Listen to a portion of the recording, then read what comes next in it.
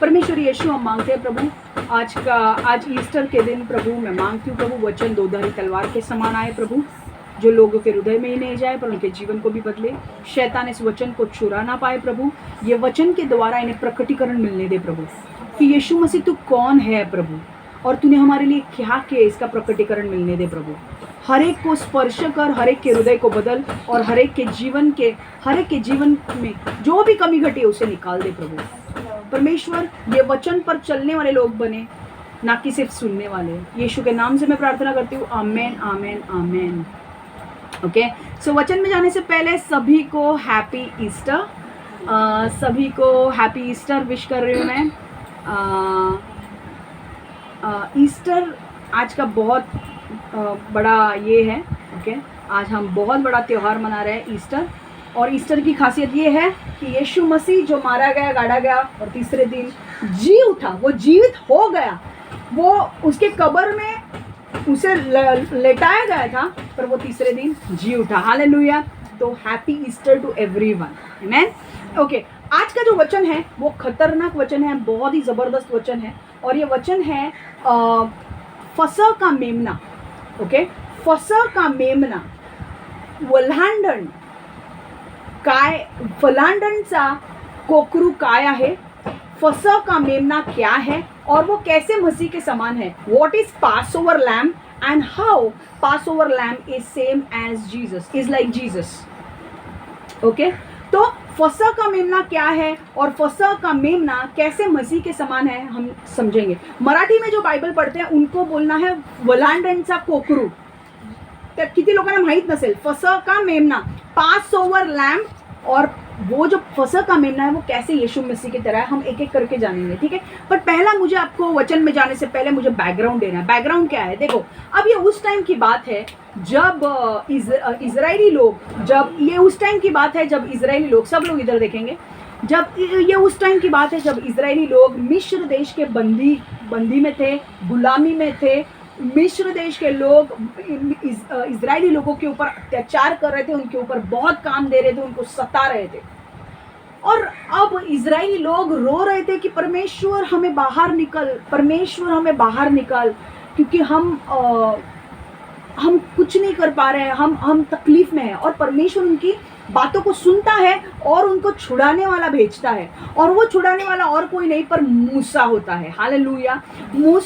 मूसा जो एक लीडर है, उसे परमेश्वर भेजता है और मूसा को कहता है कि मूसा, तुझे 20 लाख इजरायली लोगों को बाहर निकालना है मिस्र देश से। पर मूसा को परमेश्वर एक आज्ञा भी कहता है, ये कहता है कि फिरौन राजा तुझे इतने आसानी से बाहर नहीं निकालने वाला है। तो मैं क्या करने वाला हूँ, मैं 10 विपत्तियां इजरायली लोगों के, मिस्र देश के लोगों के ऊपर लाने वाला हूँ, फिरौन राजा के ऊपर लाने वाला हूँ। जब वो विपत्तियां, वो संकट उसके ऊपर आएंगे, तो जो 10वीं विपत्ति होगी, उस 10वीं विपत्ति के बाद वो तुम्हें छोड़ेगा।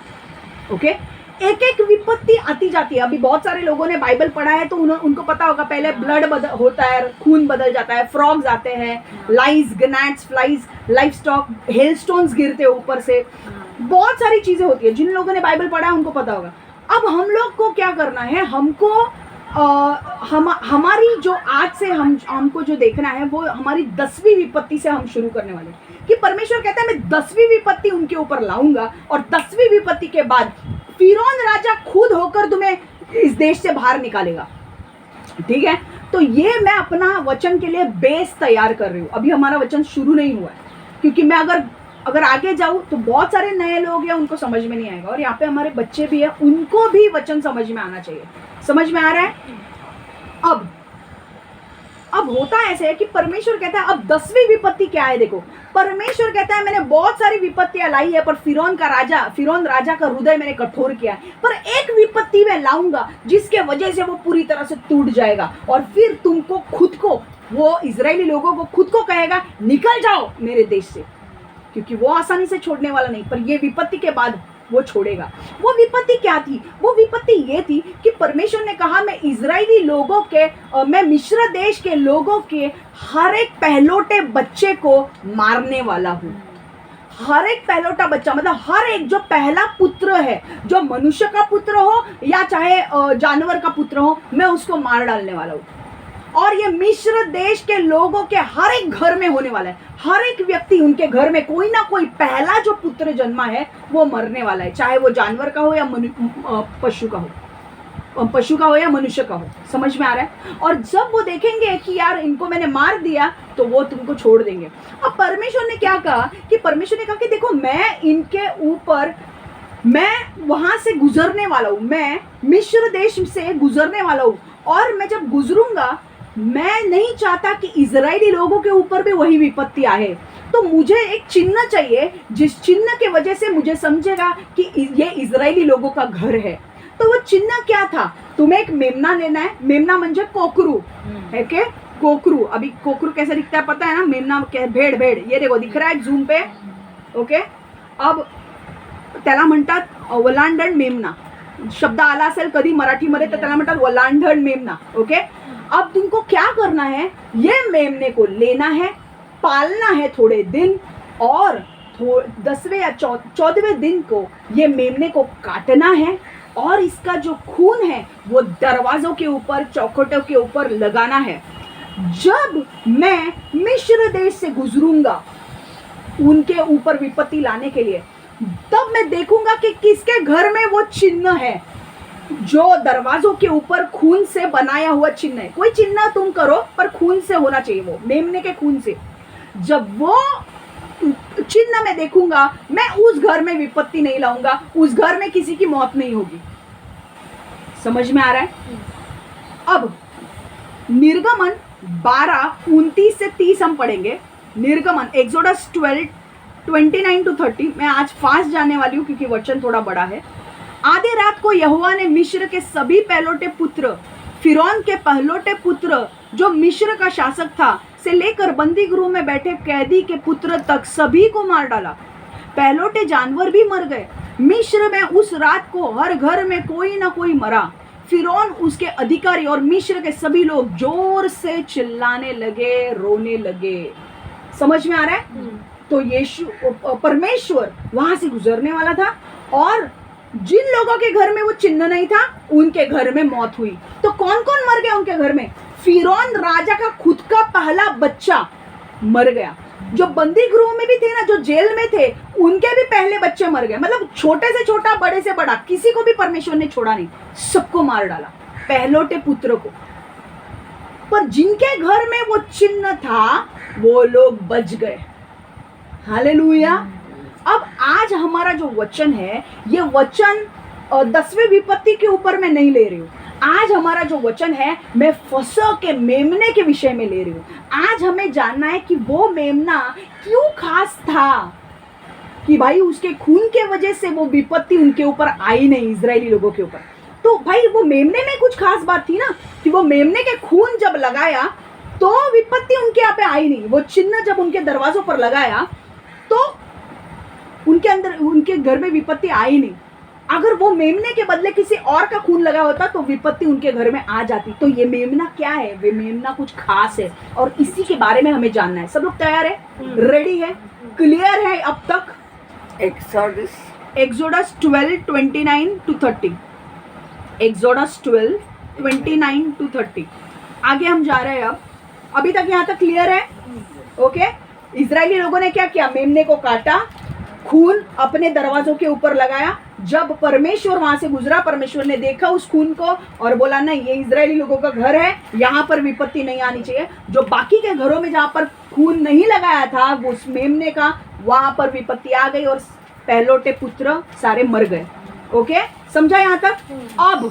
अब हमें जाना है एक्चुअल वचन में। अभी हमें जानना है, पहली चीज हमें जो जाननी है कि what is Passover lamb.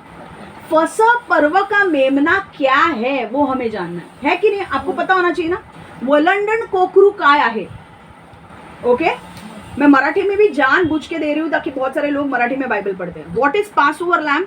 फसह पर्व का मेमना क्या है? वलांडन कोकरू काय है? तो फसह का मेमना वो मेमना था जिसकी इजरायली लोगों को बलि देनी थी और जिसका खून दरवाजों पर लगाना था। समझ में आ रहा है? ये जूम पे आपको दिख रहा है कौन सा ये मेमना? उनको इजरायली लोगों को मेमना पालना पड़ता था और एक 14वें दिन में उस मेमने को काटना है और उसका खून दरवाजों पर लगाना था और उस मेमने को कहते हैं फसह पर्व का मेमना, जिसको इजरायली लोगों को पालना था, उसको बलिदान देना था और उसका खून दरवाजों पर लगाना था, उसको बोलते हैं फसह पर्व का मेमना। क्लियर है अभी? ओके, अभी मैं अगर बोलूंगी फसह पर्व का मेमना तो क्लियर हो जाएगा कौन सा मेमना है वो मेमना और कोई नहीं, जो इजरायली लोगों ने बलिदान दिया है और उसका खून लगाया वो मेमना। अच्छा, और एक चीज जो आपको कंफ्यूजन हो सकती है कि फसह पर्व क्या है। मेमना तो मुझे समझ में आ गया क्षमा, पर फसह पर्व का मेमना मतलब फसह पर्व मतलब क्या है? वो लांडण म्हणजे काय? फसह पर्व मतलब क्या? What is pass over? बहुत सारे लोगों को डाउट होगा। अब मैं क्लियर करती हूँ क्या है। व्हाट इज पास ओवर, फसह पर्व क्या है, वलांडन क्या है? देखो, वो पास ओवर, वलांडन सण या फसह पर्व क्या है मैं बताती हूँ। फसह एक यहूदी त्योहार है। ओके, फसह पर्व मतलब एक त्योहार है, यहूदी त्योहार है जो यहूदी लोग मनाते हैं, जो इजरायली लोग मनाते हैं। ओके, और वो त्योहार किस लिए मनाते हैं? वो त्योहार इसलिए मनाते हैं ताकि इजरायली लोग याद कर सके कि कैसे परमेश्वर ने उनको मिस्र देश के गुलामी से मुक्ति दी। समझ में आ गया? तो वो त्योहार उसी के लिए मनाया जाता है। फसह पर्व मतलब इंग्लिश में पास ओवर और मराठी में वलांडन सण। ठीक है, अब वो फसह एक यहूदी त्योहार है जो इजरायली लोग मनाते हैं और ये त्योहार इजरायली लोगों की मिस्र के अधिकार से, मिस्र के गुलामी से मुक्ति की याद में मनाया जाता है। मुक्ति की याद में मनाया जाता है। वो लोग क्यों ये त्योहार मनाते हैं? ये त्योहार मनाना हम लोग सिर्फ ऐसे ही नहीं मनाते ना, त्योहार का भी कुछ रीजन होता है। आज हम ईस्टर क्यों मना रहे हैं? क्योंकि यीशु हमारा जिंदा हुआ है। पर हर एक त्योहार के पीछे कुछ मीनिंग होता है और इसमें मीनिंग क्या था? एक याद रखने के लिए कि कैसे हमें इजरायली लोगों को जो बंदी में थे, जो गुलामी में थे मिस्र देश के, कैसे परमेश्वर ने हमें बाहर निकाला। समझ में आ गया? तो इसे बोलते हैं फसह पर्व। अब इसमें क्या होता था? फसह पर्व में यह त्योहार कैसे मनाया जाता था? पहले तो वो जो मेमना होता था जिसका बलिदान दिया है, उसका खून वो लोग ने दरवाजों पर लगाया था। ठीक है, पर अब वो जो मेमना था उसको फेंक नहीं देना है, उसका मांस खाना है घर पे, उसको भूनना है और उसका मांस खाना है। और वो किस याद में खाना था? इस याद में कि परमेश्वर ने इजरायलियों को मिस्र देश से मुक्ति दी। इसलिए एक जश्न मनाना होता था ना, हम लोग जश्न मनाते है ना, कि भाई हम लोग इसमें थे पर परमेश्वर ने अंधेरे से उजाले में लाया। हम लोग कहाँ थे? दर्द में थे, पर परमेश्वर ने हमें मुक्ति दी। वो जश्न मनाना, वो त्योहार उस याद में कि परमेश्वर ने हमें बाहर निकाला, इस याद में हम खुश रहते। हालेलुया। उस खुशी में उनको वो त्योहार मनाना था। पर ये उनका पहला फसह पर्व था, मतलब पहला पास ओवर था। वलांडन सण पहला था, पता है, वहां से शुरुआत हुई उनकी। और परमेश्वर ने कहा था कि ये जो फसह पर्व है, ये जो पास ओवर है, फसह का मेमना जो काटने का जो त्योहार है फसह, ये आपको एक साल के लिए नहीं मनाना है। आज ही मैं आपको मिस्र देश से निकालने वाला हूं, पर ये हर साल पीढ़ी तक आपको मनाना है। आज भी यहूदी लोग पास ओवर मनाते हैं, आज भी उनके बच्चों को याद दिलाने के लिए कि कैसे परमेश्वर ने उनको छुड़ाया। हालेलुया। समझ में आ रहा है? हमको नहीं मनाना है, वो हमारे लिए क्या है वो मैं बाद में बताती हूँ। समझ में आ रहा है? अब हम देखेंगे फसह के मेमने की खासियत क्या थी और वो कैसे परमेश्वर यीशु के समान था। कितने लोगों को इंटरेस्ट आ रहा है? अब मजा आ रहा है? अभी देखो, निर्गमन 12 एक्सोडस 12 5 से 8 और 11वां वचन हम पढ़ेंगे। निर्गमन 12 5 से 8 11वां वचन, एक्सोडस 12 5 to 8 और 11वां वचन। मूसा और हारून जब मिस्र में ही थे, यहोवा ने उनसे कहा, यह महीना तुम लोगों के लिए एक वर्ष का पहला महीना होगा। इजराइल की पूरी जाति के लिए यह आदेश है, एक महीने के 10वें दिन हर एक व्यक्ति अपने परिवार के लिए एक मेमना अवश्य प्राप्त करेगा। यदि पूरा मेमना खा सकने वाले पर्याप्त आदमी अपने परिवार में ना हो तो उस भोजन में सम्मिलित होने के लिए अपने कुछ पड़ोसियों को निमंत्रित करना चाहिए। खाने के लिए हर एक को पर्याप्त मेमना होना चाहिए। एक वर्ष का यह नर मेमना दोष रहित होना चाहिए। यह जानवर या तो एक भेड़ का बच्चा हो सकता है, यह जानवर या तो एक भेड़ का बच्चा हो सकता है या बकरे का बच्चा। समझ में आ रहा है? तुम्हें इस जानवर को महीने के 14वें दिन तक सावधानी के साथ रखना चाहिए। उस दिन इजराइल जाति के सभी लोग संध्या काल में इन जानवरों को मारेंगे। इन जानवरों का खून तुम्हें इकट्ठा करना चाहिए। कुछ खून इन घरों के दरवाजे की चौखटों के ऊपरी सिरे तथा दोनों पट्टों पर लगाना चाहिए, जिन घरों में लोग यह भोजन करेंगे। इस रात को तुम मेमने को अवश्य भून लेना और उसका मांस खा जाना। तुम्हें कड़वी जड़ी बूटियों को और अखमीरी रोटियों को भी खाना चाहिए। जब तुम भोजन करो, 11वां वचन, जब तुम भोजन करो तो ऐसे वस्त्रों को पहनो जैसे तुम लोग यात्रा पर जा रहे हो। तुम लोगों के लबादे तुम्हारी पट्टियों के में कसे होने चाहिए। तुम लोग अपने जूते पहने रहना और अपनी यात्रा की छड़ी को अपने हाथ में रखना। तुम लोग शीघ्रता से भोजन कर लेना चाहिए। क्यों? क्योंकि यह यहोवा का फसह है, वह समय जब यहोवा ने अपने लोगों की रक्षा की और उन्हें शीघ्रता से मिस्र से बाहर ले गया। हालेलुया। ये वो दिन था जो 430 साल तक इजरायली लोग गुलामी में थे मिस्र देश के, और 430 साल के शाम के दिन परमेश्वर ने उनको बाहर निकाला। पर बाहर निकालने के पहले परमेश्वर ने क्या इंस्ट्रक्शंस दिए? तो पहले इंस्ट्रक्शंस को हम देखेंगे। पहला परमेश्वर ने क्या बोला था कि उनके पास उनको क्या करना है, उन इजरायली लोगों को एक फसह का मेमना पालना है। ठीक है, पहला पॉइंट। 14वें दिन तक उसको पालना है और 14वें दिन के बाद उसको बलिदान देना है और उसका खून कहाँ लगाना है? दरवाजों के ऊपर।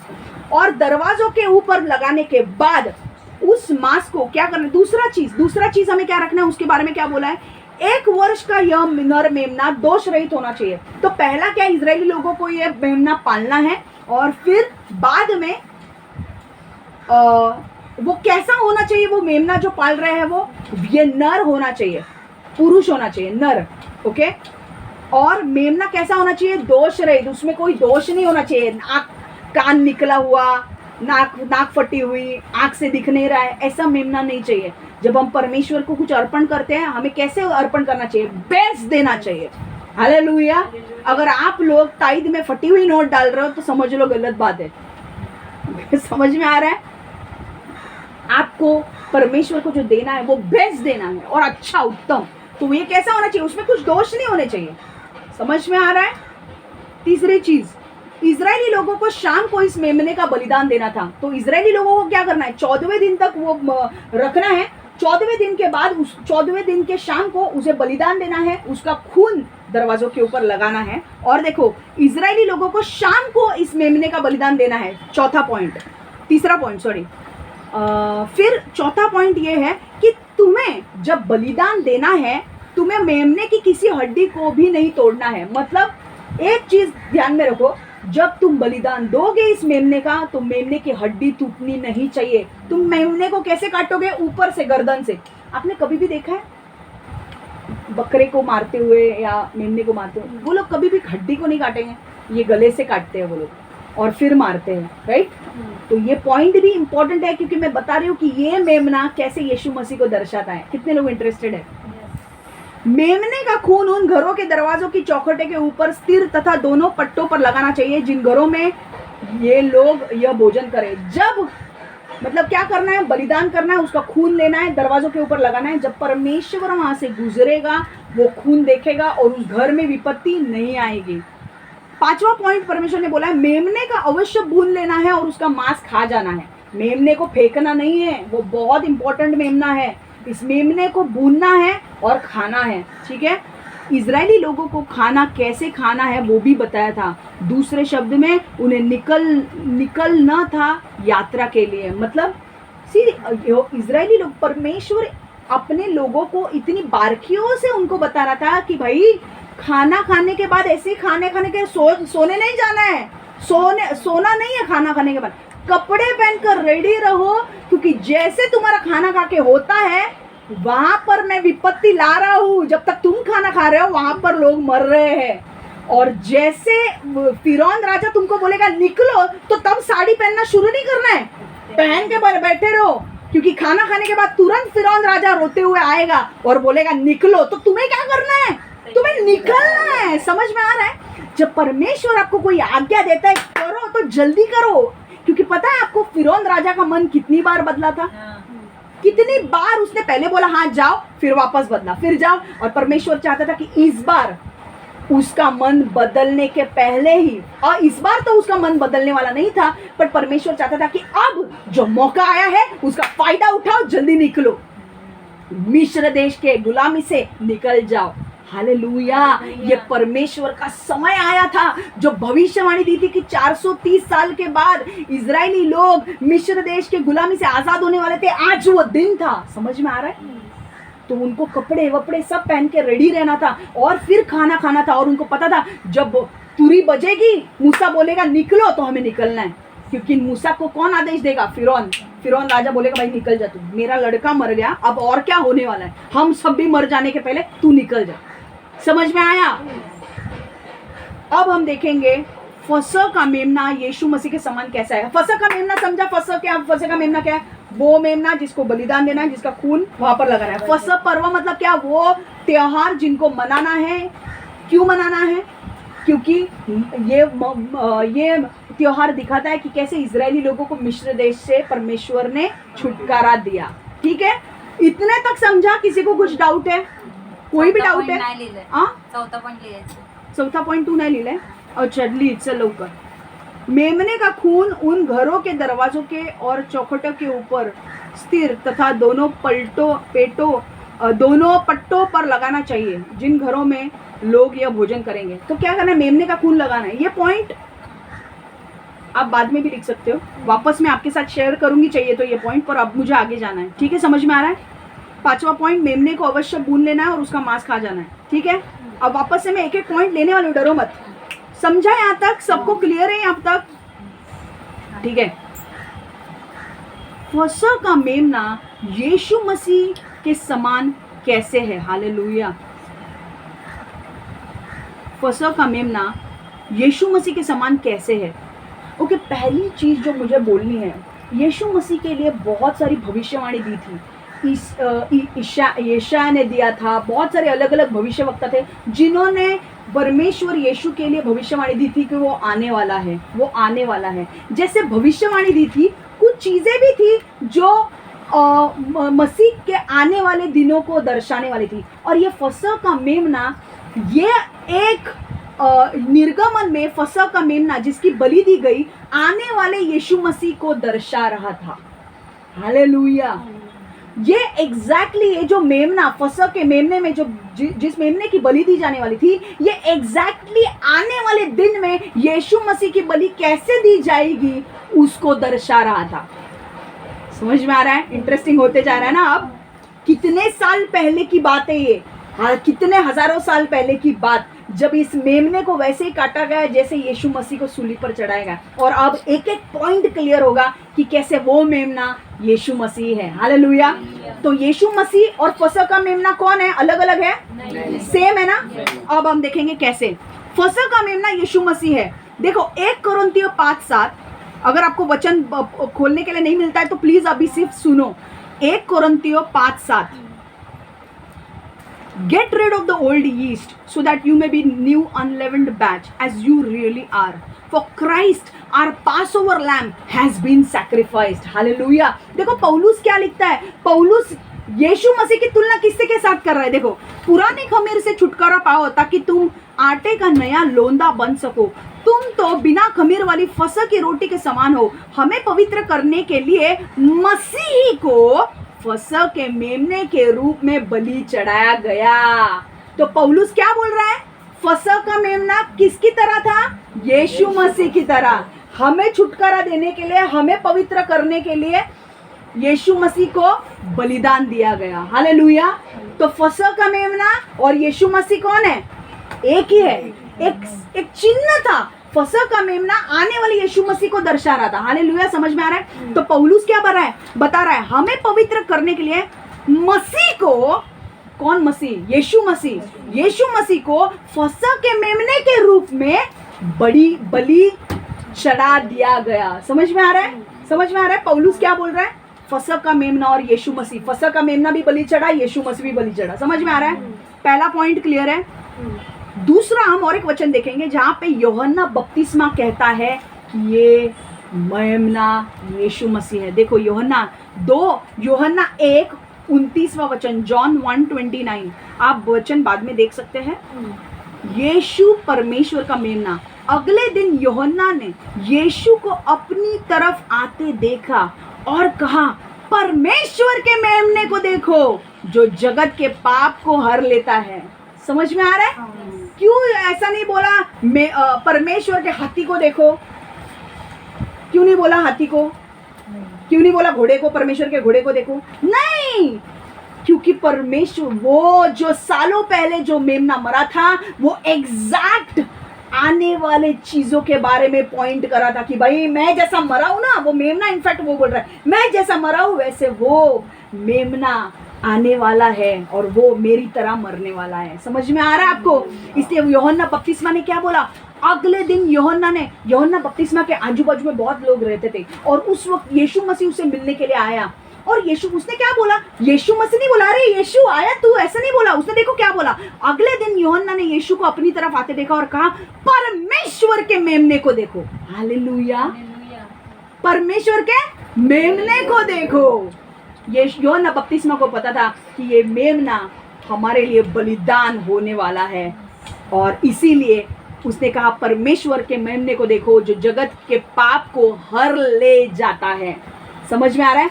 जगत के पाप को हर ले जाता है, मतलब हमारे जगत के पापों से छुटकारा देता है। हालेलुया, समझ में आ रहा है? वो मेमना और यीशु एक ही है। पहला पॉइंट मैंने प्रूव किया, ठीक है। दूसरे पॉइंट पे चलते हैं। अब वो दूसरा पॉइंट मैंने क्या बोला था? 1 वर्ष का यह नर मेमना दोष रहित होना चाहिए। बराबर कि नहीं? जो इजरायली लोगों को जो मेमना पालना था उसके अंदर कुछ दोष नहीं होना चाहिए। आंख फटी हुई, कान फटा हुआ, नाक फटी हुई, कुछ नहीं, पैर वैर सब अच्छे चाहिए उनको। अच्छा मेमना। किसी को आप घर पे किसी को मिलने जाते हो तो सड़े हुए फ्रूट्स लेके जाएंगे? अच्छे फ्रूट लेके जाएंगे ना। वैसे ही परमेश्वर को जब कुछ चढ़ाना है तो अच्छा बलिदान चढ़ाना है कि नहीं? आंख नाक फूटा हुआ परमेश्वर को चढ़ाओगे? नहीं। तो इसीलिए उसका रूल क्या था? 1 वर्ष का यह नर मेमना, नर होना चाहिए और ये दोष रहित होना चाहिए, उसमें कोई दोष नहीं होना चाहिए। अब जो मेमना इजरायली लोग पाल रहे थे वो दोष रहित था, जिसको बलिदान देना था उनको। पर यीशु मसीह भी वैसे ही है। देखो यीशु मसीह या मेमने को मरियम के अंदर परमेश्वर ने, जब यीशु मसीह का जन्म कैसे हुआ? मरियम के द्वारे। पर पता है मरियम का जो हस्बैंड था यूसुफ, मरियम के उसके साथ शारीरिक संबंध नहीं हुए थे। समझ में आ रहा है? इधर समझ में आ रहा है मैं क्या बोल रही हूँ? क्लियर है?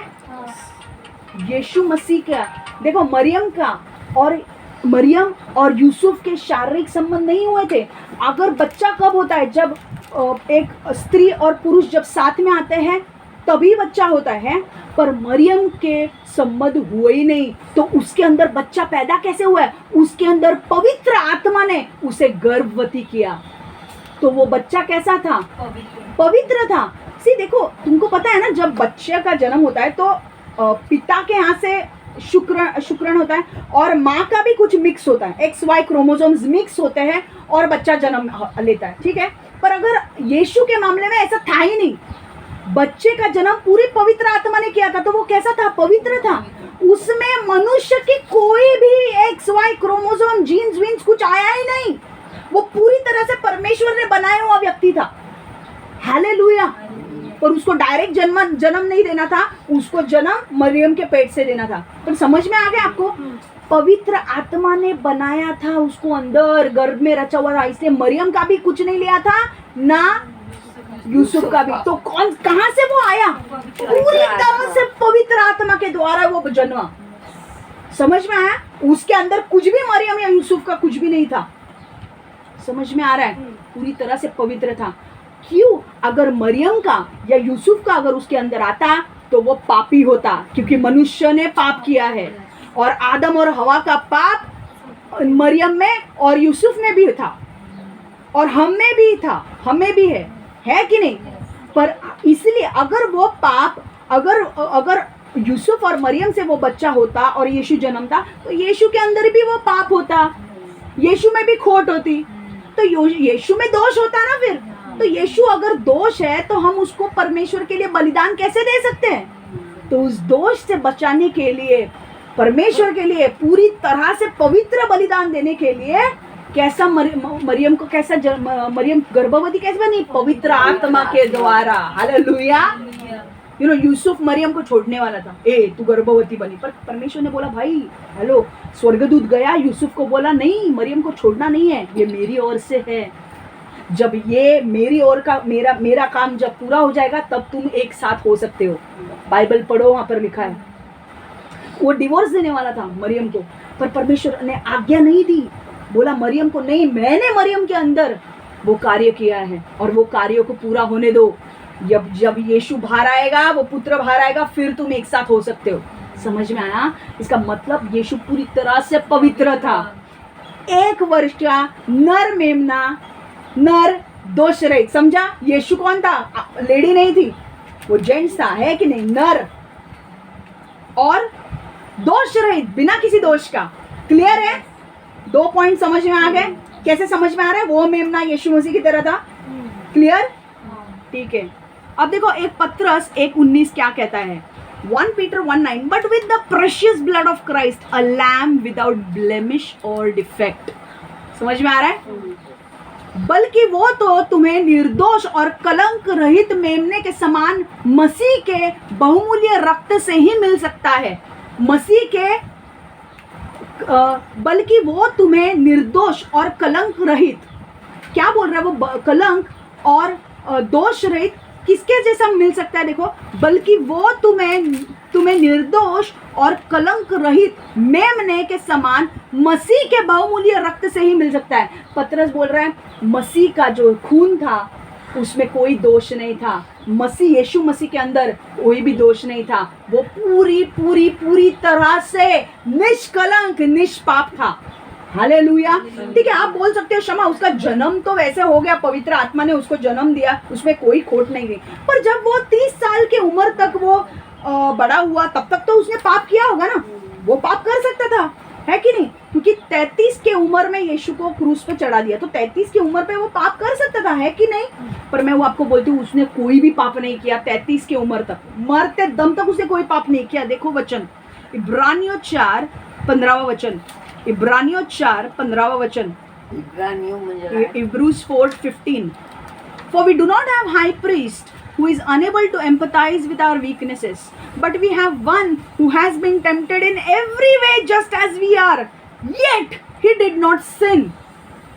इब्रानियों 4:15, क्योंकि हमारे पास जो महायाजक है वो ऐसा नहीं है जो हमारी दुर्बलताओं के साथ सहानुभूति ना रख सके, उसे हर प्रकार से वैसे ही परखा गया है जैसे हमें, फिर भी वह सर्वदा पाप रहित है। हालेलुया। यीशु मसीह को भी प्रलोभन में डाला था, शैतान ने उसको परखा था, पर फिर भी उसने पाप नहीं किया। हम में और यीशु मसीह में वही फर्क है, हम पापी वैसे ही पापी है। यीशु मसीह का जन्म पवित्रता से हुआ, पर उसने 33 साल की उम्र तक कोई पाप नहीं किया। वो कर सकता था पर उसने पाप नहीं किया, क्योंकि उसको पता है कि वो आया था मनुष्य को पाप से छुटकारा देने के लिए, अनंत काल के मृत्यु से छुटकारा देने के लिए। वो जानता था कि अगर मैंने पाप किया तो मैं एक सिद्ध बलिदान नहीं बनूंगा, मेरा बलिदान देके परमेश्वर खुश नहीं होगा अगर मैंने पाप किया तो, और अगर परमेश्वर मेरे बलिदान से खुश नहीं होगा तो मनुष्य जाति के लिए, मनुष्य जाति का पाप का दंड अगर मेरे ऊपर जो है वो मैं नहीं उठा सकूंगा। समझ में आ रहा है? अगर मेरा बलिदान सिद्ध नहीं है, अगर आपने गलत नोट, अगर खराब नोट टैक्सी वाले को दी, वो एक्सेप्ट करेगा नोट? वो बोलेगा इतना भाड़ा मार के लाया हूँ, अच्छी नोट दो। यीशु मसीह का जो बलिदान था वो सही तरीके से होने की जरूरत थी, उसमें कोई खोट नहीं होनी चाहिए थी। क्यों? क्योंकि यीशु मसीह हमारे पाप का दंड उसके ऊपर लेने वाला था।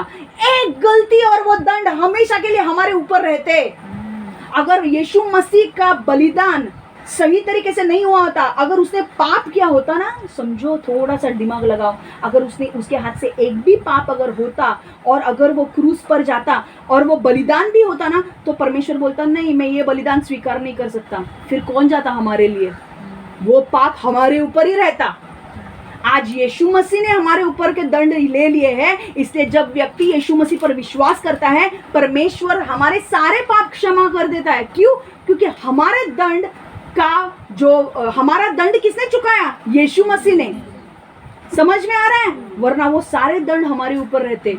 इसलिए यीशु मसीह को क्लियर था, भाई मैं जिस काम के लिए आया हूँ मुझे परफेक्ट काम करना जरूरी है, मुझे सारे मनुष्य जाति के पाप का दंड अपने ऊपर लेना है। अगर मैंने गलती कर ली तो वो दंड मैं अपने ऊपर ले नहीं पाऊंगा और सारे मनुष्य जाति नरक में जाएगी, क्योंकि उनका पाप उनके ऊपर रहेगा।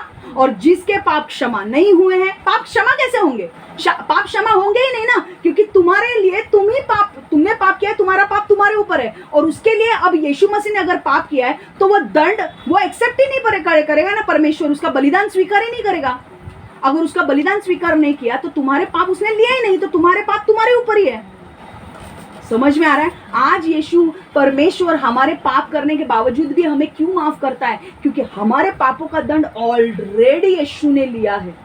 इसलिए परमेश्वर जानता था, यीशु जानता था, अगर मैंने एक गलती भी कर ली तो सारे मनुष्य जाति का दंड उनके ऊपर होगा।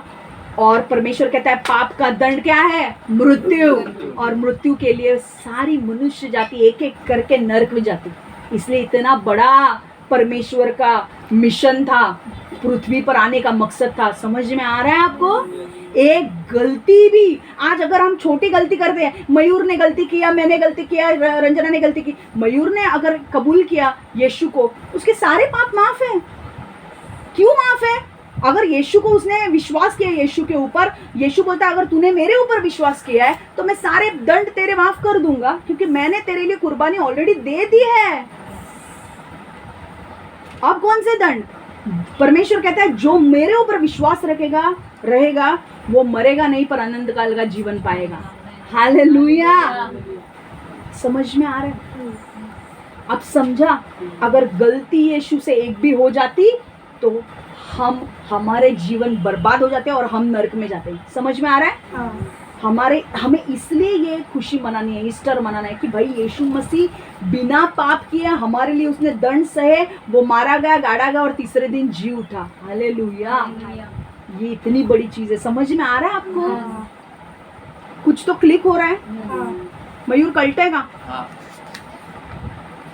तीसरी चीज, इजरायली लोगों को शाम को मेमने का बलिदान देना था। आपको पता है बहुत स्कॉलर मानते हैं कि इजरायली लोगों को जिस दिन फसह का पर्व मनाना था, शाम को जिस दिन बलिदान देना था, आपको पता है ना, बलिदान देना था और उसका खून चौखट के ऊपर लगाना था, दरवाजों के ऊपर, और अंदर जाके क्या करना था? भोजन खाना था। आपको पता है जो शाम का वक्त था ना, जिस टाइम पर इजरायली लोगों को वो मेमने की बलि देनी थी, एग्जैक्टली हजारों साल बाद यीशु का भी उसी समय क्रूस पर चढ़ाया गया और वो मर गया। आपको पता है यीशु क्रूस पर सुबह चढ़ाया गया होगा, पर उसकी मौत का समय एग्जैक्टली वो था जब कुर्बानी दी जाती थी, बलिदान दिया जाता था मेमनों को फसह के पर्व में। समझ में आ रहा है? फसह का पर्व मैंने क्या बोला? पीढ़ी और पीढ़ियां मनाते थे और उसमें क्या करते थे? मेमने को बलिदान देते थे।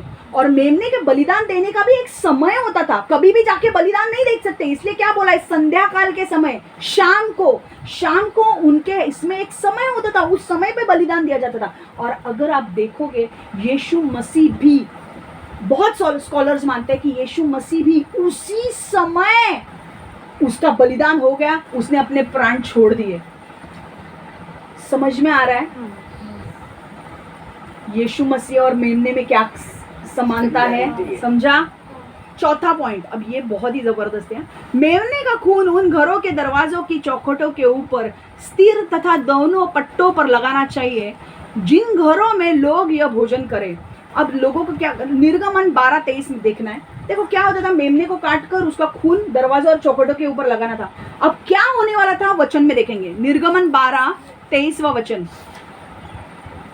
इस समय जब यहोवा पहलोटी संतान को मरने के लिए मिस्र से होकर जाएगा तो वह चौखट के दोनों पट्टों और सिरों पर खून देखेगा, तब यहोवा उस घर की रक्षा करेगा। यहोवा नाश करने वाले को तुम्हारे घर के भीतर आने और तुम लोगों को चोट नहीं पहुंचाने देगा। हालेलुया। देखो वो मेमने के खून के वजह से जब परमेश्वर वहाँ से गुजरा था, परमेश्वर ने देखा कि नहीं, ये इजरायली लोगों का घर है, इसके अंदर मैं विपत्ति को नहीं आने दूंगा, इसके अंदर कोई भी मरेगा नहीं इस घर में। क्यों? क्योंकि इसके दरवाजे के ऊपर मैं देख रहा हूँ ये चिन्ह लगाया हुआ है। हालेलुया। क्या हुआ? जब वो चिन्ह जो लगाया हुआ था उसके वजह से उन्हें मृत्यु से मुक्ति मिली।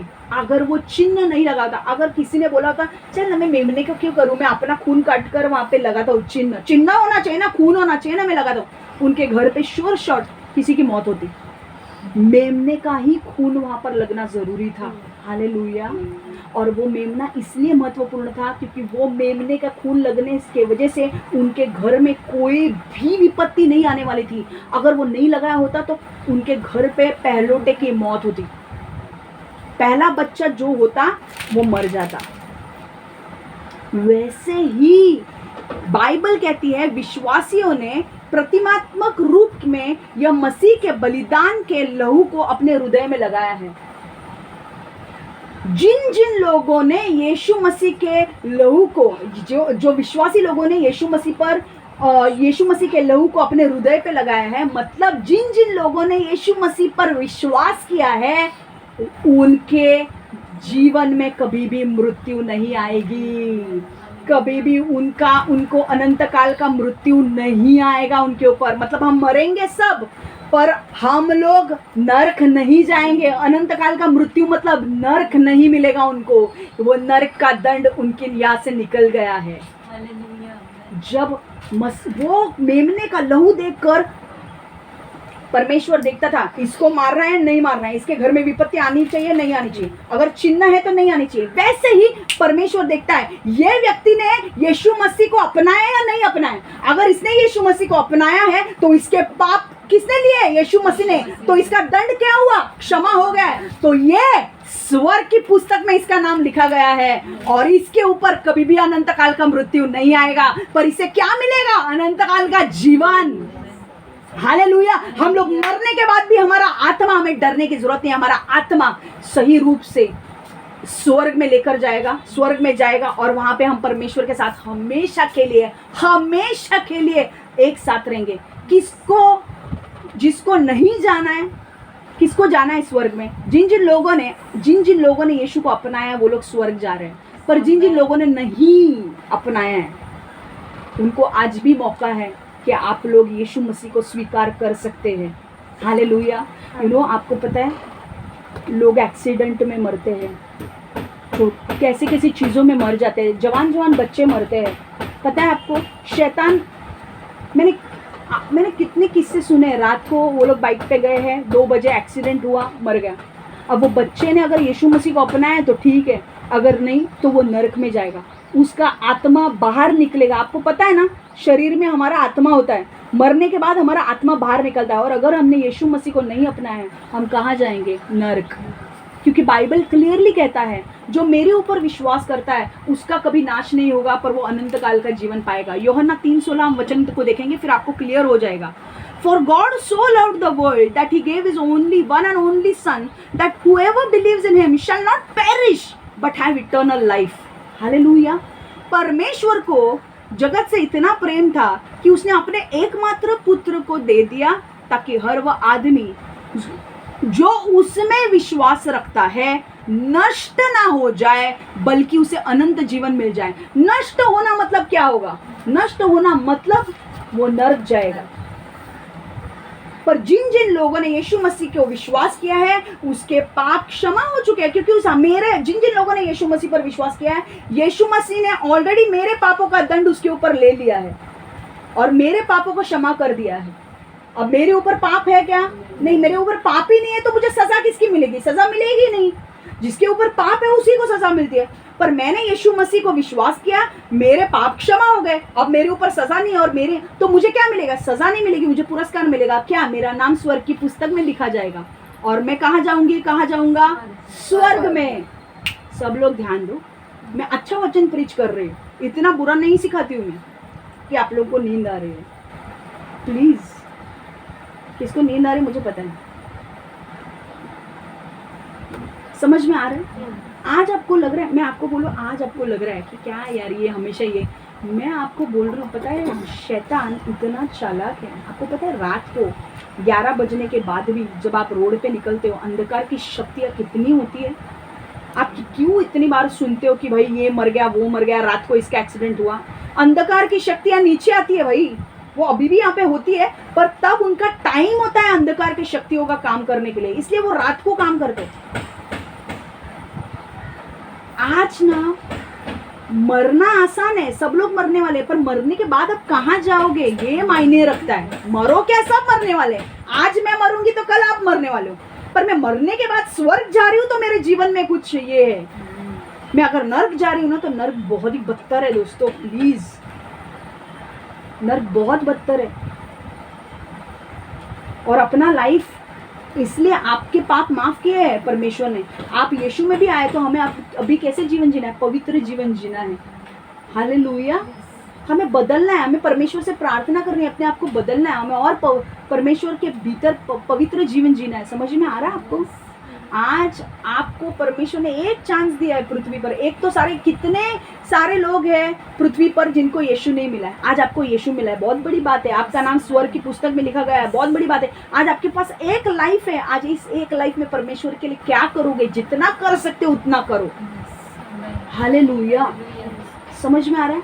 एक बार मरने के बाद तो स्वर्ग में सब मिलने वाले, फिर वहां पे क्या करने को मिलने वाला है? कि कुछ नहीं, वहां पे आपको रिवॉर्ड्स मिलेंगे जो आपने यहाँ पे परमेश्वर के लिए बोया है, परमेश्वर के काम के लिए मदद की है, आपने इधर ये चटाई उठाई है, ये किया है, ये सेटअप किया है, उसके पुरस्कार मिलेंगे आपको। अगर आपने परमेश्वर के लिए दान दिया है, दशवांश दिया है, परमेश्वर के राज्य के लिए दिया, उसके पुरस्कार मिलेंगे आपको। पर एक ही लाइफ है, इस लाइफ को जियो और इस लाइफ को बेहतर बनाओ यीशु के लिए। समझ में आ रहा है आपको? मत सोचो अरे यार मैंने इतना पैसा दिया, उतना पैसा। मैं बोलूँ आपका कितना भी दो परमेश्वर को कमी है। जितना परमेश्वर ने आपके लिए किया है ना, उससे हमारा परमेश्वर को देना बहुत कम है उस तुलना में। समझ में आ रहा है? ठीक है, ये एक्साइटिंग पॉइंट है। तुम्हें मेमने की किसी हड्डी को भी नहीं तोड़ना है। देखो मूसा ने क्या बोला था। मूसा ने कहा, देखो मूसा ने ये अभी के इसमें नहीं है, पर गिनती की पुस्तक में लिखा गया है, गिनती 9:12 में, अगली सुबह, नंबर्स 9:12, अगली सुबह तक के लिए तुम्हें उसमें से कोई भी भोजन नहीं छोड़ना चाहिए। तुम्हें मेमने की किसी हड्डी को भी नहीं तोड़ना चाहिए। उस व्यक्ति का फसह पर्व के सभी नियमों का पालन करना चाहिए। इसका मतलब क्या? मूसा बोल रहा था कि तुम जब इस मेमने को काटोगे तो उसकी हड्डी नहीं तोड़नी है। गले से काटो, उसकी हड्डी टूटनी नहीं चाहिए, क्योंकि वो रूल था, नियम था जो परमेश्वर ने दिया था। क्यों नियम था? क्योंकि ये मेमना आने वाले यीशु मसीह की मौत कैसे होगी उसको दर्शा रहा था, हर एक चीज। अब देखो,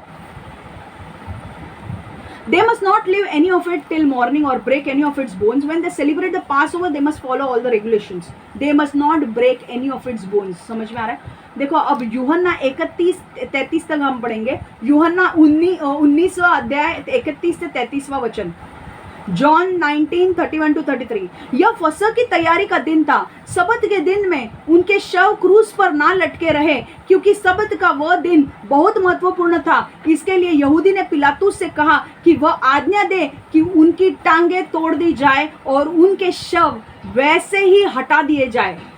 क्या आज्ञा दी? देखो क्या, यह फसह की तैयारी का दिन था। सबत के दिन उनके शव क्रूस पर ना लटके रहे, क्योंकि सबत का वह दिन बहुत महत्वपूर्ण था। इसके लिए यहूदी ने पिलातुस से कहा कि वह आज्ञा दे कि उनकी टांगे तोड़ दी जाए और उनके शव वहां से हटा दिए जाए। तब सिपाही आए और उनमें से पहले की और फिर दूसरे व्यक्ति की, जो उसके साथ क्रूस पर चढ़ाए गए थे, टांगे तोड़ी। यीशु मसीह के साथ 2 चोर को लटकाया गया था, तो पहले चोर की और दूसरे 2 चोर की टांगे तोड़ दी। पर जब वे यीशु के पास आए, उन्होंने देखा कि वह पहले ही मर चुका है, इसलिए उन्होंने उसकी टांगे नहीं तोड़ी। समझ आ रहा है? समझा? वो मेमने को क्या बोला था? उसका टांगे नहीं तोड़नी है। ये वो मेमना एग्जैक्टली बता रहा था कि कैसे यीशु मसीह की मौत होगी। जैसे मेरी टांगे नहीं टूटेगी वैसे यीशु की भी टांगे नहीं टूटेगी। पहले वाले की टांगे, शब्बत का दिन मतलब क्या होता है? शब्बत का दिन मतलब शब्बात, शब्बात पवित्र दिन माना जाता है उनके यहाँ पे। शनिवार को शब्बत का दिन होता था, यहूदी लोगों में वो नियम है। और शब्बत के दिन में वो ऐसा होता था कि कुछ भी अपवित्र चीज करनी नहीं है, शव को हाथ नहीं लगाना है। इसलिए उन्होंने क्या बोला कि इनको हम लोग को शब्बत के दिन तक नहीं रखना है। ये शुक्रवार के दिन की बात हो रही है, अगर हमने ज्यादा दिन तक रखा तो ये शनिवार तक जाएगा, और शनिवार शब्बत का दिन है, यहाँ तक हमें जाने नहीं देना है, पवित्र है। तो हमको क्या करना है, एक काम करते हैं, पिलातुस को बोल के ये तीनों को लटका है ना, इनकी टांगे तोड़ते ताकि ये जल्दी मरेंगे। पहले वाले को टांगे तोड़ी, दूसरे वाले की टांगे तोड़ी, पर तीसरे वाला यीशु के पास आए तो यीशु ने ऑलरेडी, यीशु मर चुका था। क्यों? क्योंकि वो भविष्यवाणी पूरी करनी थी कि इसके टांगे नहीं टूटेगी। भजन संहिता में भी भविष्यवाणी दी थी कि उसकी टांगे नहीं टूटेगी। ये भविष्यवाणी, हर एक भविष्यवाणी, देखो आप अगर इजराइल में जाओगे ना, आपको बहुत सारी चीजें दिखाई दी जाएगी। इजराइल में बहुत सारी चीजें हर समय में उसके सिग्निफिकेंस के द्वारा हुई है। ऐसे टाइम पे ये होना है, वैसे टाइम पे वो होना है। और जब हम गए थे इजराइल में, तो जॉर्डन में भी जब हम थे तो वो गाइड ने हमें बोला था कि आपको पता है यहाँ पे ऐसे ही कुछ नहीं होता है, हर चीज किसी मकसद के लिए होती है। हर एक चीज, अगर यहाँ पे कुछ डिजाइन भी बनाए ना तो उसके पीछे कुछ मकसद है। हर चीज मकसद की वजह से हुई। अब वो मेमने की टांगे ना तोड़े जाना मकसद था उसके पीछे। आने वाले यीशु की मौत भी, जो मेमना हमारे लिए बलिदान जाएगा, उसकी भी टांगे नहीं टूटेगी। ये मेमना आने वाले यीशु मसीह के मेमने के मौत को दर्शा रहा था। समझ में आ रहा है?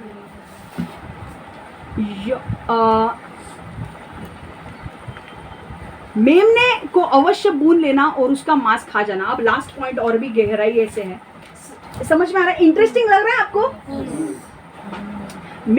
पांचवा पॉइंट, मेमने को अवश्य भून लेना और उसका मांस खा जाना। अब देखो, इस रात, निर्गमन 12:8 में वचन देखो क्या लिखा है, इस रात को तुम्हें मेमने को अवश्य भून लेना है और उसका मांस खा जाना है। तुम्हें कड़वी जड़ी बूटियों और अखमीरी रोटियों को भी खाना चाहिए। तो मेमने को फेंक नहीं देना है, उसका मांस क्या करना है? भूनना है और खाना है। अब मैंने क्या कहा था, फसह पर्व क्या है? फसह पर्व एक त्योहार है जो यहूदी लोग मनाते हैं। और वो किस लिए मनाते हैं? वो इसलिए मनाते हैं ताकि इजरायली लोग याद करें कि कैसे परमेश्वर ने उनको मिस्र देश के गुलामी से छुटकारा दिया। उसको याद करने के लिए फसह पर्व मनाया जाता है। और उस फसह पर्व में क्या होता था, लोग बलिदान दिए हुए मेमने को के मांस को भूनते थे और खाते थे। हाँ, और यहाँ पर एक परमेश्वर ने उनको कहा था कि देखो, परमेश्वर ने और एक उनको आज्ञा दी थी कि भाई तुमको सिर्फ इस टाइम के लिए नहीं खाना है, हर साल तुम्हें यह त्योहार मनाना है। तुम्हारी पीढ़ियों और पीढ़ियाँ ये त्योहार मनाएंगे। क्यों? क्योंकि तुम्हारी पीढ़ी, जितनी भी 20 पीढ़ी हो, 25 पीढ़ी हो, आगे कितनी भी पीढ़ी हो, उन पीढ़ियों को समझना चाहिए कि यीशु मसीह ने कैसे परमेश्वर ने, मैं अगर यीशु मसीह में बोलूँ तो भी कोई गलत बात नहीं है, क्योंकि father, son and the holy spirit all are one, okay, तीनों एक है। कैसे परमेश्वर ने तुम्हें मिस्र देश से गुलामी से छुटकारा दिया है कि नहीं? अगर मैंने कुछ किया है तो मैं चाहूंगी कि मेरी पीढ़ियां याद रखे कि परमेश्वर ने मुझे कैसे मदद की, ताकि मेरी पीढ़ियां भी समझ पाए कि भाई अगर इसको मदद किया तो हमको भी मदद करेंगे परमेश्वर। हालेलुया। उस वक्त उनको एक नॉर्म दिया गया था, उनको बोला गया था कि ये त्योहार पीढ़ियों से पीढ़ियों तक मनाना है। तुम्हारी हर पीढ़ी ने इस त्योहार को मनाना है। जब तक यीशु मसीह नहीं आता है तब तक तुमको मनाते ही रहना है। ये वो लोग, यहूदी लोग विश्वास नहीं करते यीशु मसीह आएगा, वो लोग विश्वास करते हैं और उनको लगता है अलग तरीके से, उसमें हम नहीं जाएंगे।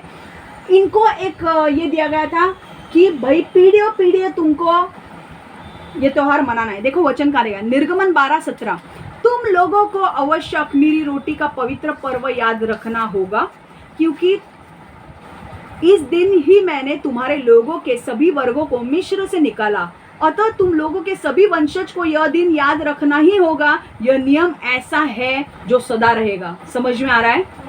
Celebrate the festival of unleavened bread, because it was on this very day that I brought your divisions out of Egypt. Celebrate this day as a lasting ordinance for generations to come. पीढ़ियां पीढ़ियां आने दो, पर आपको ये त्योहार मनाना है. अब वैसे ही अब आप मुझे बोलोगे अब ये कैसे हमारे लिए कैसे समानता है. अब ट्रिकी पॉइंट है, देखो. वैसे ही परमेश्वर ने विश्वासियों को एक आज्ञा दी है कि वो उसके मृत्यु को याद करें. और आज हमारे लिए क्या परमेश्वर ने आज्ञा दी है कि हमें भी परमेश्वर के मृत्यु को याद करना है. और हम कैसे याद करते हैं? प्रभु भोज में शामिल होकर. प्रभु भोज किस लिए लिया जाता है? चलो कुछ खाने पीने के लिए नहीं है तो खा लेते हैं, ड्रिंक लेते हैं. प्रभु भोज मतलब रोटी रस में जो हम भाग लेते हैं वो किस लिए लेते हैं? ताकि हम परमेश्वर के मृत्यु को याद कर सके. जब हम रोटी को तोड़ते हैं, रोटी मैं क्या बोलती हूँ? परमेश्वर ये रोटी है, ये रोटी तेरे किसको दर्शाती है? ये रोटी तेरे मरे हुए देह को दर्शाती है, तेरे शरीर को दर्शाती है, जो तूने हमारे लिए तोड़ा है कि नहीं. और फिर हम रोटी को तोड़ते हैं और फिर हम खाते हैं, है कि नहीं. और जब हम रस पीते हैं, वो रस किसको दर्शाता है? यीशु मसीह के लहू को, जो उसने हमारे लिए क्रूस पर बहाया है. उनको क्या करना था? मांस को भून लेना था और खाना था. हम क्या कर रहे हैं? वो मेमने का भून कर मेमने की चर्बी खा रहे थे ना. हमको भी यीशु मसीह के मांस को खाना है, शरीर को, तोड़े हुए शरीर को. इसलिए हम रोटी खाते हैं.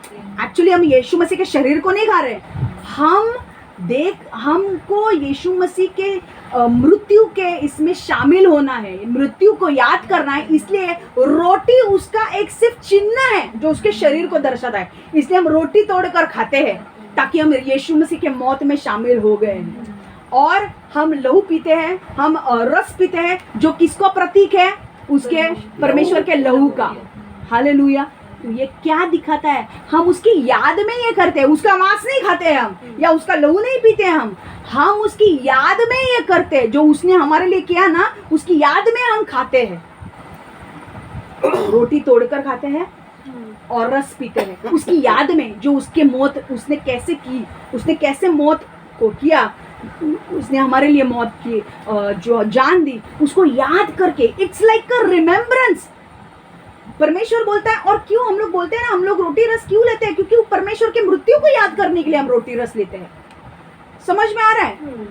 देखो, प्रभु भोज हम परमेश्वर के मृत्यु को स्मरण करने के लिए लेते हैं. प्रभु भोज हम परमेश्वर के मृत्यु का स्मरण करने के लिए लेते हैं, जहां पर रोटी परमेश्वर के शरीर को दर्शाया जाता है और रस परमेश्वर के लहू को, जो उसने हमारे लिए बहाया और हमें नरक जाने से बचाया. परमेश्वर के मृत्यु को याद करते हैं. मतलब क्या याद करते हैं? कि परमेश्वर हमारे लिए कैसे मरा और हमें नरक जाने से उसने कैसे बचाया, उसको याद करते हैं हम. और इसीलिए रोटी उसके शरीर और रस लहू को, मतलब वो हम उसके मांस और इसको खा नहीं रहे, मतलब एक चिन्ह है वो. समझ में आ रहा है आपको? वो मेमोरी की तरफ से. वो लोग क्यों खा रहे थे? वो लोग क्यों जश्न मना रहे थे, त्योहार मना रहे थे? वो खाकर उनको क्या मेन याद रखना था? कैसे इजरायलियों को मिस्र देश से छुटकारा दिया. हम क्यों खाते हैं? परमेश्वर के मृत्यु के वजह से हमें कैसे छुटकारा मिला अनंत काल के मृत्यु से, और हमें कैसे उज्याले में लाया, इसको याद करने के लिए हम खाते हैं. समझ में आया? कैसे समझा? अब यहाँ से हम एक वचन देखेंगे. 1 कोरिन्थियों 11:26, 1 Corinthians 11:26. For as often as you eat this bread and drink this cup, you proclaim the Lord's death till he comes. मतलब परमेश्वर बोल रहा है कब तक ये रस और रोटी खाना है? जब तक परमेश्वर यीशु नहीं आता है तब तक. हालेलुया. और उनको कब तक ये त्योहार मनाना था? पीढ़ियों तक. उसका कोई अंत नहीं है. और हमें कब तक ये करना है? जब तक यीशु नहीं आता है. हालेलुया. यीशु आने के बाद सभी बदलने वाला है. आमेन.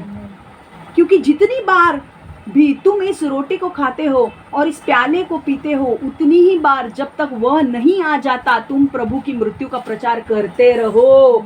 प्रचार करते रहो मतलब याद करते रहो, प्रभु की मृत्यु को याद करते रहो. प्रभु की मृत्यु को मतलब हमें ये याद नहीं करना है परमेश्वर को कैसे मारा गया, वो हमें याद करना है. परमेश्वर को कैसे मारा गया, गाड़ा गया और तीसरे दिन जी उठा, पर उसके मरने का कारण के वजह से जो आज हमारे फायदे का है, परमेश्वर के मृत्यु के द्वारा हम अंधकार से उजाले में आए। आज हम कहाँ हैं? हम नर्क जाने वाले थे, पर परमेश्वर अब हम कहाँ लेकर जा रहा है? आमेन, हालेलुया। समझ में आ रहा है? ये अजू तू झोपा काढतोयस पण मयूर जागा आहे असं मला वाटतंय.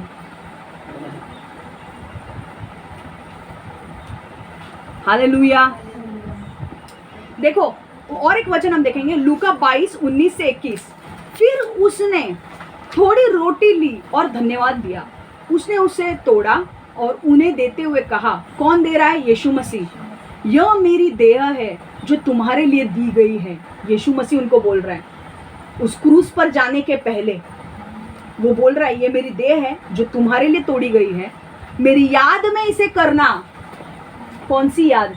यीशु मसीह ने उसके मौत के वजह से आज तुम्हें अनंत काल का जीवन मिला है. हालेलुया. सो जब हम रोटी रस लेते हैं, हमें ये तो जानना है कि यीशु मसीह हमारे लिए कुर्बान हुआ, पर आज उसके कुर्बानी के वजह से, उसके बलिदान के वजह से हम यीशु में आए हैं, हमें अनंत काल का जीवन मिला है और हमारे ऊपर वो दंड माफ हो चुका है. हम स्वर्ग जा रहे हैं. इस खुशी में हमें वो लेना है. समझ में आ रहा है? एक दिन हम इसी टॉपिक पर सीखेंगे कि क्यों हमें कम्युनियन लेना होता है, क्यों हमें रोटी रस में भाग लेना है. एक दिन हम सीखेंगे. पर मेन काम क्या है? मेन काम यीशु मसीह की मृत्यु को स्मरण करना है. अगर कोई आपको पूछे कि अरे आप ये रोटी रस क्यों लेते हो? रोटी रस हम इसलिए लेते हैं ताकि हम परमेश्वर की मृत्यु को, परमेश्वर ने हमारे लिए क्या किया है उसकी मृत्यु को हम याद कर सके और उसकी मृत्यु की वजह से हमें कैसे छुटकारा मिला है उससे याद कर सके. मेन कारण क्या था? इजरायली लोगों को छुटकारा मिला था मिस्र देश के गुलामी से, इसलिए वो त्योहार मना रहे थे. हमारा मेन कारण क्या है? वो मेमना मरने के वजह से हमें छुटकारा मिला है. किसके? अनंत काल के मृत्यु के शत्रु से. हम मरने वाले थे पर हमें छुटकारा मिला है, इसलिए हम आनंद से परमेश्वर की मौत को स्मरण करते हैं. हालेलुया. ए सबको समझ में आ रहा है क्या? बहुत मजा आ रहा है. हाँ यार. ओके.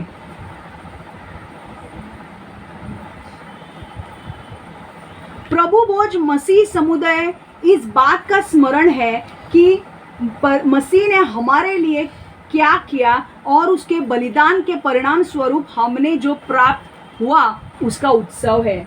हम क्या उत्सव मनाते हैं? हम स्वर्ग जा रहे हैं, हम परमेश्वर के साथ हमेशा एक होने वाले हैं. उत्सव मनाते हैं कि नहीं? आज जब हम प्याले से, कटोरे से आज हम करने वाले हैं प्रभु भोज, हमें क्या याद आता है? हम स्वर्ग जाएंगे. आज हमें छुटकारा मिल गया अनंत काल के मृत्यु से. हालेलुया. आज यहीं पे मेरा वचन समाप्त हो रहा है. आज वही मेमना जो 2000 साल या कितने साल पहले जो मरा था, ये यीशु मसीह को दर्शा रहा था कि यीशु मसीह भी हमारे पापों के लिए मारा गया, गाड़ा गया और तीसरे दिन जी उठा और उसने हमेशा के लिए हमारे ऊपर के सारा दंड अपने ऊपर ले लिया और हमने जिन लोगों ने उसके ऊपर विश्वास किया उसके सारे पाप क्षमा हुए और हमें अनंत काल का जीवन मिला. मतलब हमें मरने के बाद भी हम स्वर्ग जाने वाले हैं, परमेश्वर के साथ हमेशा के लिए रहने वाले हैं. हालेलुया. आज ईस्टर मना रहे हैं हम और ईस्टर की सबसे खासियत बात यह है कि परमेश्वर तीसरे दिन जीवित हो उठा. हालेलुया. परमेश्वर ने अपना काम किया, वो मारा गया, गाड़ा गया और तीसरे दिन जीवित हो उठा और फिर उसने बलिदान पूर्ण कर दिया और वो बलिदान पूर्ण होने के वजह से परमेश्वर ने बोला बस अब जो भी व्यक्ति, मेरे बच्चे ने बलिदान दे दिया है, अब जो भी व्यक्ति यीशु के ऊपर विश्वास रखेगा उसके सारे पाप क्षमा, क्योंकि यीशु ने सबके पाप ले लिए हैं और मैंने उसको कबूली दे दी है. उसने अपना काम खत्म कर दिया है. अब जो भी उसके ऊपर यीशु पर विश्वास करेगा उसका नाश नहीं होगा, मतलब वो नरक नहीं जाएगा, वो स्वर्ग में जाएगा. हालेलुया. और उसे अनंत काल का जीवन मिलेगा. आमेन. हम एक छोटी प्रेयर करेंगे और फिर बंद करेंगे. परमेश्वर यीशु, मैं धन्यवाद देती हूँ प्रभु इस वचन के लिए. परमेश्वर, हमने जाना है कि तू वो मेमना है जो हमारे लिए बलिदान हुआ, हमारे पापों के लिए तू बलिदान हुआ और हमें तूने शुद्ध बनाया प्रभु, हमें तूने पवित्र बनाया प्रभु. हमारे सारे पापों का दंड तूने अपने ऊपर ले लिया प्रभु. और परमेश्वर आज हम परमेश्वर के नज़र में पूरी तरह से पवित्र है, निष्पाप है। आज परमेश्वर हम धन्यवाद देते हैं कि तेरे बलिदान के वजह से आज हमें अनंत काल का जीवन मिला है। हमें अनंत काल के मृत्यु से तूने बचाया है। उस विपत्ति को हमारे ऊपर आने नहीं दिया प्रभु, क्योंकि हमने यीशु को ग्रहण किया। तूने उस विपत्ति को हमारे से दूर कर दिया और हमारे लिए उस जगह को खरीद लिया स्वर्ग में। उसके लिए हम धन्यवाद देते हैं परमेश्वर। आज हम धन्यवाद देते हैं कि आज तेरे बलिदान के वजह से परमेश्वर आज हमें छुटकारा मिला है अनंत काल के मृत्यु से, और परमेश्वर हमें अनंत काल का जीवन मिला है, उसके लिए धन्यवाद देते हैं। हमारा नाम जीवन के पुस्तक में लिखा गया है, उसके लिए धन्यवाद देते हैं। और परमेश्वर तेरी इस महान असीम बलिदान के लिए हम धन्यवाद देते हैं, कोटि कोटि धन्यवाद प्रभु। हम जानते हैं कि हम अपने आप को छुड़ा नहीं सकते थे, आज सिर्फ तेरी बलिदान के वजह से आज जो हम हैं वो है प्रभु, और हम अनंत काल के लिए तेरे साथ रहने वाले, उसके लिए हम धन्यवाद देते हैं।